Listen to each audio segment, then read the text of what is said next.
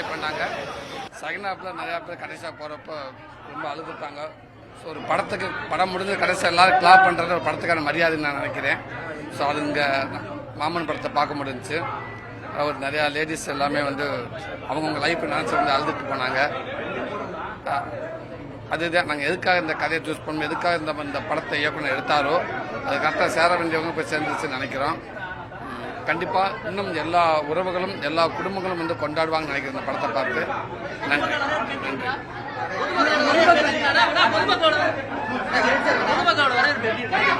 நல்லா நல்லா இருக்குன்பா. நல்ல அதுதான் இப்போ என்னன்னா, இப்போ இங்கே பார்த்தீங்கன்னா இப்போ ஒரு நிறையா லேடிஸ் நிறைய தங்கச்சிகள் இப்போ இங்கே அழுதாங்க இல்லையா? இப்போ நீங்கள் பார்த்துட்டு போறீங்க உள்ளே வரலையா?